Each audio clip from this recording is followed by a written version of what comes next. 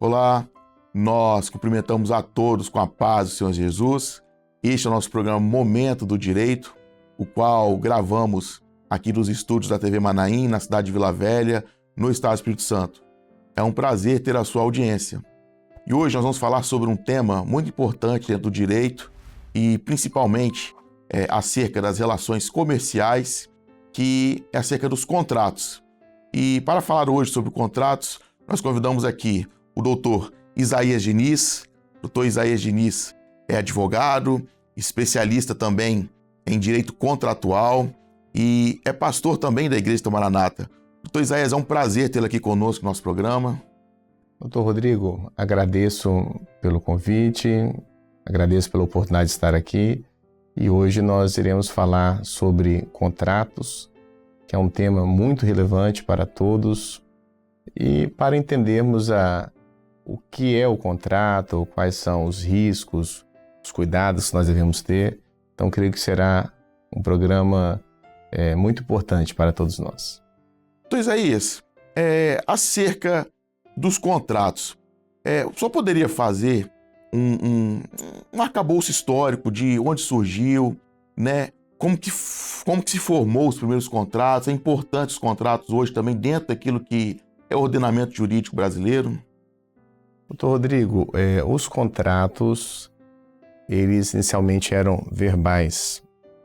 Desde que o homem surgiu, também as obrigações surgiram. Troca de mercadorias, coisas que eram do cotidiano e com o passar do tempo, isso precisou ser escrito. Antigamente a confiança era muito maior, hoje é necessário a população que existe. O direito canônico foi uma importante fonte para o nosso direito, quando nós lembramos também dos 10 mandamentos e outros textos da Bíblia. Eu lembrei de alguns aqui em específico, em Números capítulo 30, diz da seguinte forma: quando um homem fizer um voto ao Senhor, ou fizer um juramento para obrigar-se a alguma obrigação, não violará a sua palavra. Em Eclesiastes também, quando a Deus fizeres algum voto, não tardes em cumpri-lo, porque não se agrada de tolos. O que votares, paga-o. Melhor que não votes do que votes e não pagues.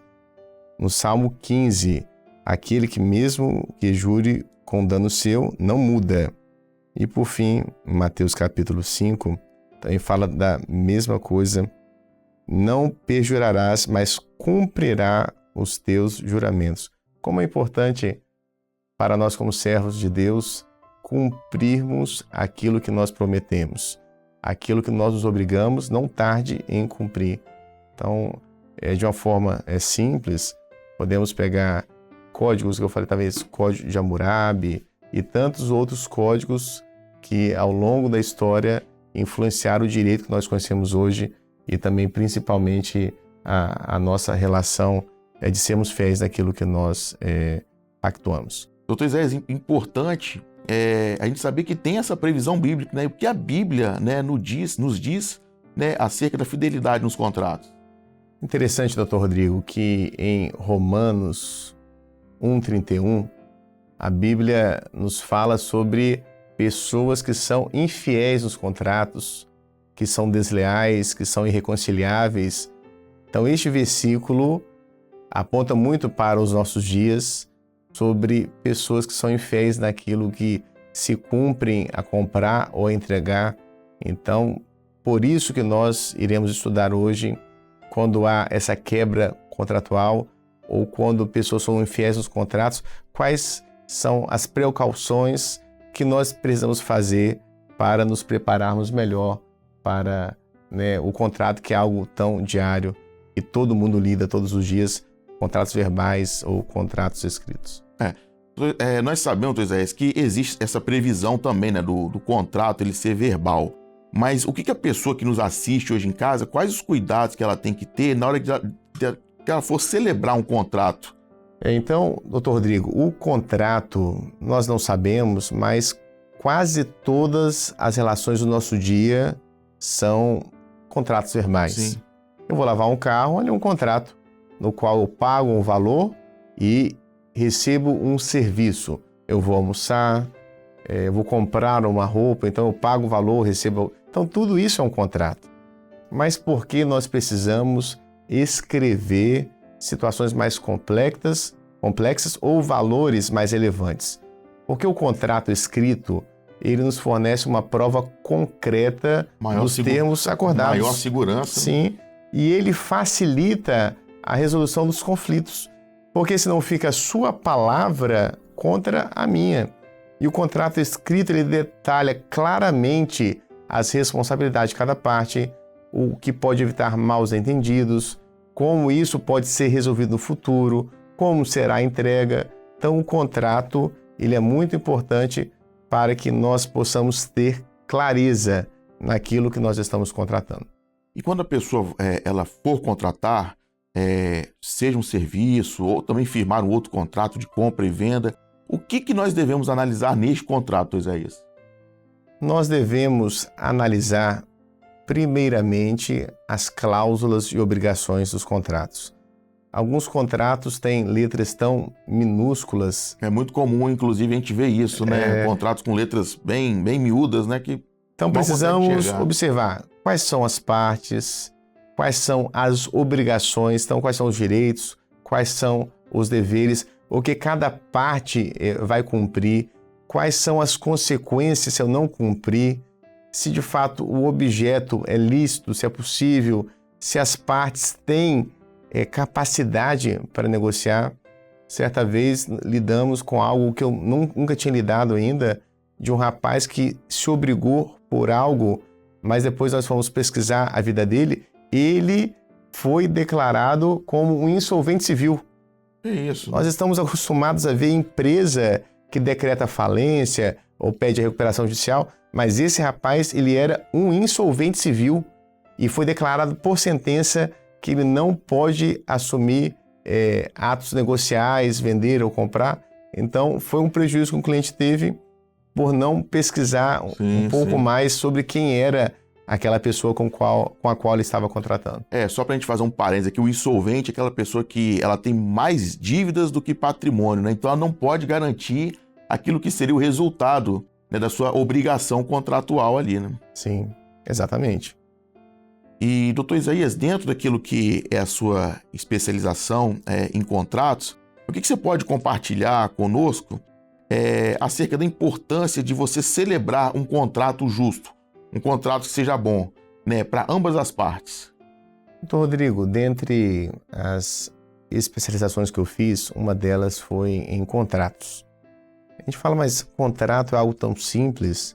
Eu estudei 1 ano e meio sobre contratos, inclusive numa empresa que eu quase fiquei 10 anos, eu era responsável pela parte trabalhista e de contratos. E o professor, ele me falou algo que eu não esqueci e gravo até hoje. Ele falou assim, um bom contrato é aquele que você prevê que tudo pode dar errado.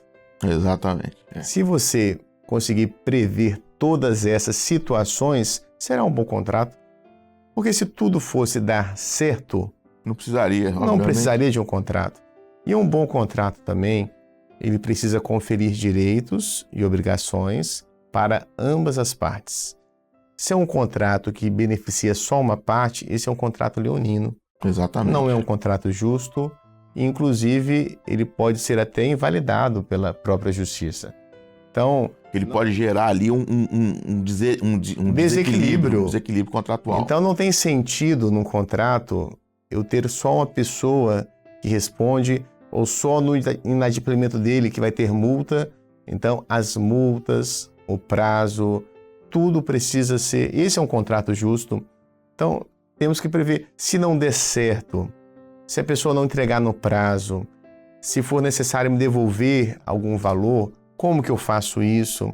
Então, entregou, mas não entregou da forma que eu queria, ou entregou fora do prazo. Enfim, então, um bom contrato você tem que prever todas essas adversidades e o ideal é que já estejam contempladas no contrato. E no caso, doutor Isaías, de um descumprimento contratual, nós sabemos que o contrato ele tem cláusulas ali que trazem penalidades. E com relação a isso, quais são as multas mais comuns do contrato e como as partes devem lidar com elas? Rodrigo, temos que ter cuidado também com as multas.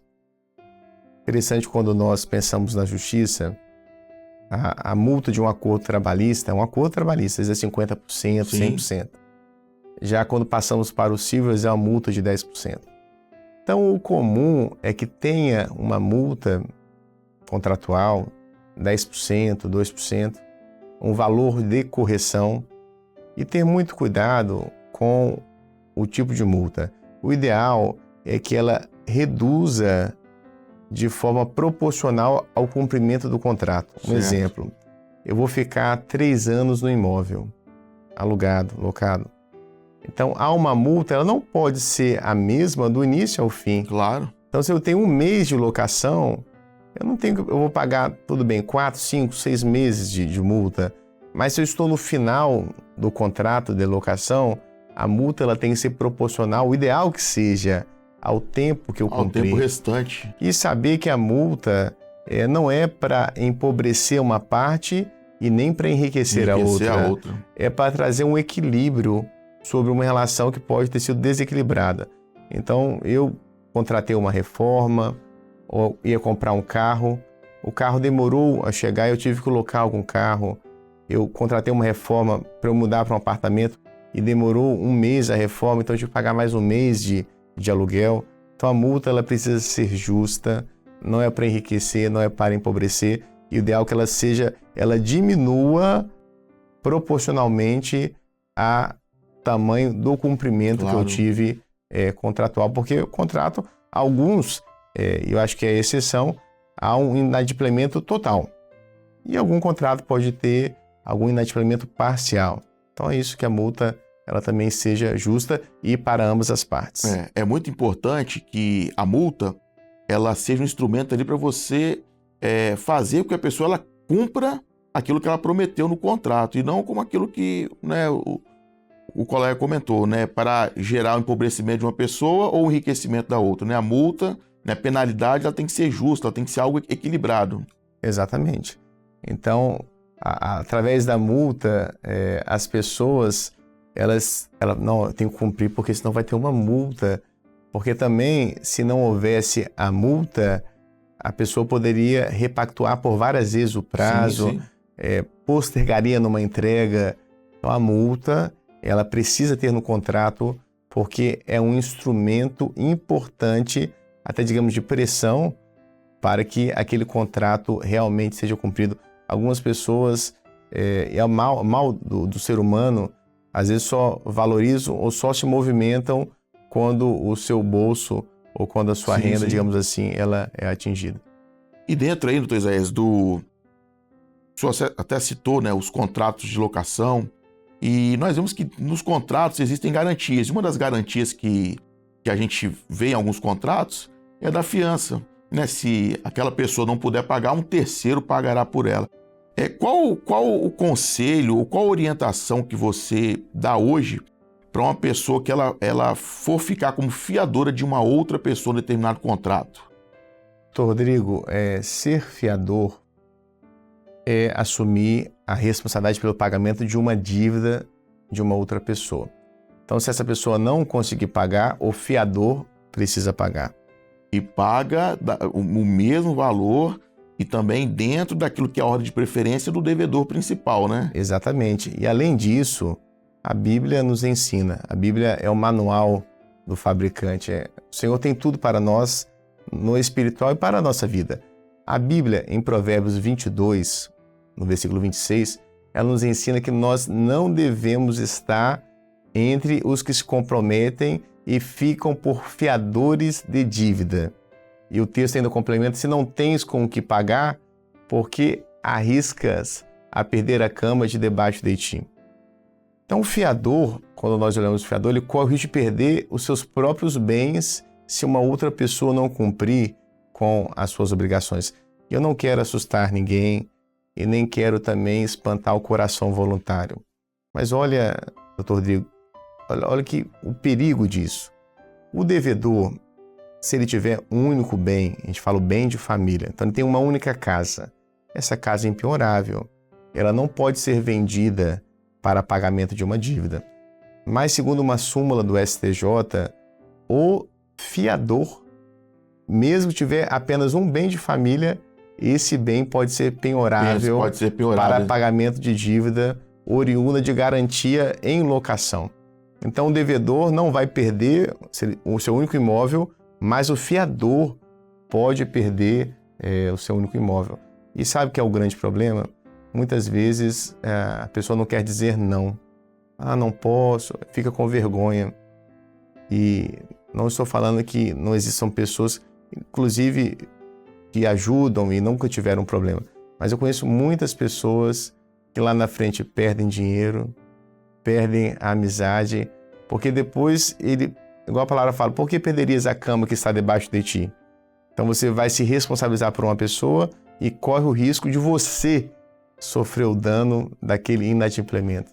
Então temos que ter muito cuidado, falando de casos em família e coisas, doutor Rodrigo, que também não devemos fazer, você comprar um carro para um familiar seu usar, mas comprar no seu nome. No seu nome, né? Mas a pessoa vai comprar o carro, não vai pagar as parcelas, as multas vão vir todas para o seu nome, exatamente. IPVA vai vir para o seu nome, depois a pessoa consegue buscar o carro, ela já passou para 3, 4, 5, 8 pessoas. Então, a dizer não em alguns momentos, nós nos poupamos de problemas enormes no futuro, enormes. E às vezes você ajuda e depois você é o ruim da história, falam mal de você. Então temos que ter muito cuidado para não fazer aquilo que nós depois não teremos como cumprir. Um cuidado muito grande. Inclusive com relação à compra e venda de veículo, né? Você compra um veículo em seu nome, mas um terceiro que está dirigindo, que está usufruindo daquele bem. Né? Você tem o risco, né? Tanto na questão administrativa do Detran, né? Das multas virem para o seu nome principalmente, mas você também tem um risco jurídico, que você não sabe depois onde esse veículo automotor vai parar, por exemplo. Às vezes pode parar num local até de uma cena de crime, e você, por ser o dono do veículo, ser até responsabilizado por isso, né? Ou ter que ir lá, ou ter que ir em juízo prestar algum esclarecimento. Exatamente. Você pode perder a sua CNH pelas multas, você vai ficar responsável pelo IPVA do carro. Imagina esse carro numa cena de crime, sim, até você explicar, um atropelamento. E outra coisa, se esse carro for furtado e a pessoa não tiver um seguro, você vai continuar pagando as parcelas. Eu conheço pessoas que compraram um carro, não tinham seguro, com 2 meses o carro foi furtado. Eles continuaram pagando um carnê imenso. Então, muito cuidado. E só um parênteses aqui, doutor Isaías, quando a pessoa vai comprar, por exemplo, um carro, é importante a pessoa ver a procedência daquele veículo, né? Inclusive, até verificar toda a documentação dele também, ver se tem algum ônus, alguma pendência, para poder evitar esses dissabores que podem acontecer, né? Infelizmente. Então, sobre a compra de carro, doutor Rodrigo, isso que você falou, o ideal é que você pague por um histórico veicular do carro. Então você vai saber de onde ele veio, por onde passou, até se é um carro de leilão, se é um carro recuperado, se é um carro que veio de uma enchente, que veio de uma colisão muito forte. E precisa entender multas, tem dívidas. E muito cuidado. Hoje existem pessoas, vamos assim, infiéis, né, desleais. Eles pegam um carro e já tem 200 mil rodados, 250 mil rodados, e reduz o velocímetro para 20 mil, para 10 mil. Então é incompatível. Você olha um carro, o estofado não condiz, né, o acelerador. Então, antes de comprar um veículo que é um bem durável, leve-o no mecânico, levante o carro, veja como ele está, olhe o histórico, veja se o IPVA está quitado, se tem alguma multa pendente, porque senão você compra o carro. E outra coisa, quando você for vender, já faça a comunicação de venda do veículo. Claro.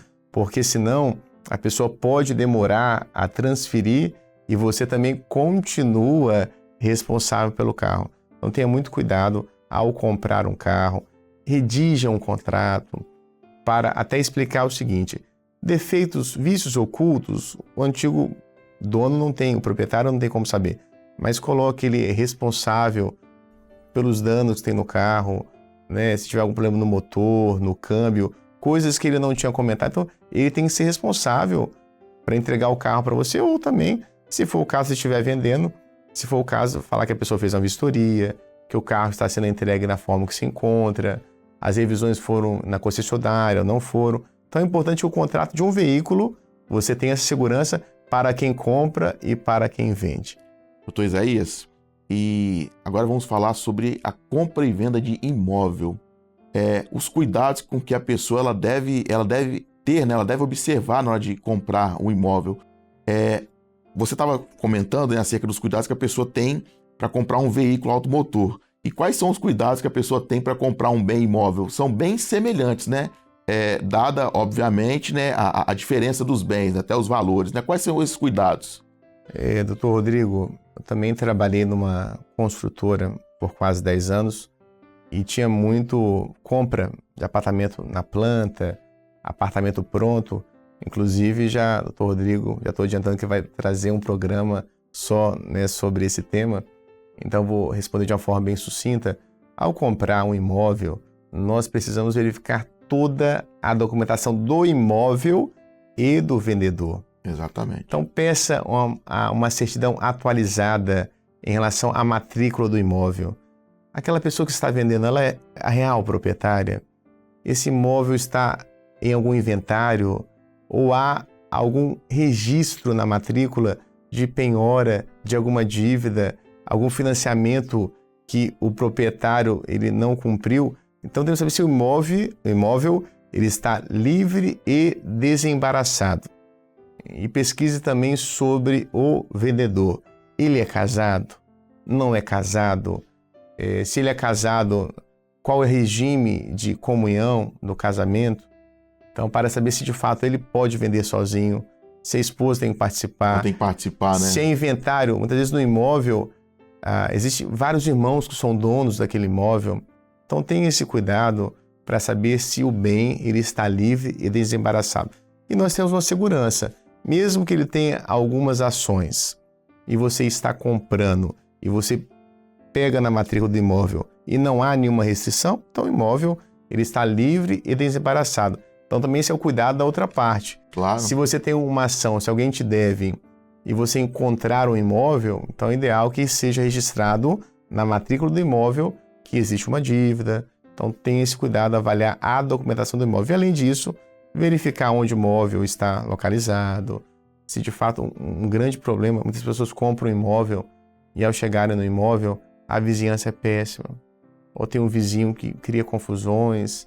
Então tem que saber até visitar o imóvel de manhã, à tarde, à noite. É silencioso, é barulhento, como que é o condomínio, é um prédio novo, importante, né? É um prédio velho. Porque muitas vezes é o local que você vai morar com a sua família, né? Não é uma locação, é uma coisa permanente. Claro. Então você tem que saber. E outra coisa, hoje a internet nos ajuda. Você vai comprar um imóvel, por que não pesquisar nos sites específicos de venda? Quanto que custa o imóvel naquela região? O preço está bom? É poente? É nascente? Tem planta? Tem projeto? Como que é a estrutura? Uma casa, ela foi bem construída? Porque não adianta nada também uma casa que aparentemente é bonita, mas não teve projeto de hidráulica, não teve elétrica, a fundação foi mal feita, a casa tem trincas, Eu conheço um rapaz que comprou uma casa, ele passa quase todos os dias no telhado, tentando encontrar onde é o vazamento. Então tenha muito cuidado, observe como é a casa. São cuidados não só questões documentais, mas também de pesquisar um pouco ali ao redor, até para um vizinho. Você conhece essa casa? Porque está sendo vendida? Aqui é um local bom? Então são cuidados que nos ajudam na hora da compra de um imóvel. Qual o conselho, doutor Isaías, você dá para que uma pessoa que hoje vai celebrar um contrato, para evitar esse tipo de problema, né? O que você aconselha hoje para uma pessoa analisar nos contratos? Doutor Rodrigo, além do que nós já falamos, é muito importante que a pessoa leia com atenção o contrato e sempre procure uma opinião de um profissional. Então, se eu estou comprando um carro, eu procuro um irmão, um conhecido que venda carro. Se eu estou comprando imóvel, um irmão que venda um imóvel. Nunca assine sem entender por completo as cláusulas. As cláusulas, o contrato, ele faz lei entre as partes. Exatamente. Tem um brocádio jurídico, em latim, que diz pacta sunt servanda. O contrato, ele é lei entre as partes. Então, muitas vezes, o vendedor ele tem uma técnica que te envolve Ó, compra hoje, senão a tabela vai mudar, o preço vai ser corrigido, é a última unidade, e você acaba assinando e você acaba não tendo a condição necessária de saber todas as cláusulas. E aqui eu faço até uma observação aqui, doutor Isaías, que muitas vezes você às vezes viaja para um determinado local e você está às vezes ou você está num resort, ou você está num parque, e você muitas vezes convidado ali para conhecer empreendimentos, e que a pessoa quer que você feche aquele contrato na hora, né? E a pessoa tem que tomar alguns cuidados, né? Exatamente. E além disso, doutor Rodrigo, em parte conhecemos, em parte profetizamos. Claro. Então eu preciso fazer a minha parte, que é técnica. Mas, o servo de Deus, você que está nos assistindo, consulte a palavra do Senhor. Primeiro você vai estudar o cenário, ver se é possível pagar, cumprir aquela obrigação, mas também consulte. É uma ferramenta que nós temos. Consulte assim, Senhor, é um bom negócio, essa casa para mim, é esse carro. E temos ouvido no seminário quantas experiências sobre compra de carro, de imóvel, quantos livramentos que o Senhor nos deu através da palavra. E, doutor Isaías, quais os cuidados que nós devemos ter no caso de contratos de reforma e construção? O que a gente deve observar? O que a gente deve ter cautela na hora de celebrar um contrato dessa natureza? Rodrigo, talvez seja um dos maiores problemas que nós lidamos sobre esses contratos de reforma e construção. Tenha muito cuidado, eu estou aqui, precisamos de todos os profissionais, do marceneiro, carpinteiro, gesseiro, pedreiro, engenheiro, mas muitas vezes as pessoas, elas fazem contratos verbais. Então, uma obra que era para durar 2 meses, dura 1 ano, e a pessoa abandona a sua obra. Então, tenha clareza o que vai ser feito, qual é o material, é só estrutura, é acabamento, é gesso, é pintura. Isso vai ser feito em quais etapas? E uma grande dica, uma valiosa dica. É claro, se eu vou comprar um carro, vou comprar um imóvel, eu consigo pagar à vista. Se é uma construtora, se é uma concessionária, não há problema. Mas temos que ter muito cuidado.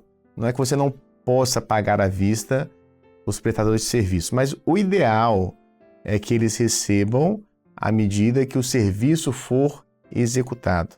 É claro que cada caso é um caso, mas assim você garante que cada etapa da obra vai ser cumprida e pelo valor que foi contratado. Doutor Isaías, algo que a gente também tem visto recentemente, né, seja no noticiário, nas mídias, né, é o golpe da falsa locação, né? O que você pode nos trazer acerca desse assunto? Também quais as orientações, né, que as pessoas devem ter para evitar cair nesse tipo de situação? Doutor Rodrigo, além de locações residenciais, locações para temporadas também. Eu conheço pessoas próximas a mim que locaram algo e chegaram numa casa, ele estava escrito, essa casa não está para locação, essa casa é para meu uso próprio. Então tenha muito cuidado com a falsa locação. Entender quem é o proprietário, se já suspeita, se for uma imobiliária, como que ela está dando uma conta de uma pessoa física para depositar. Sim. Então confira, vá no prédio, esse apartamento é de quem? Ele está sendo locado efetivamente? Então, porque hoje, e novamente, até o golpista, ele estuda técnicas de venda, então ele faz um golpe tão bem feito.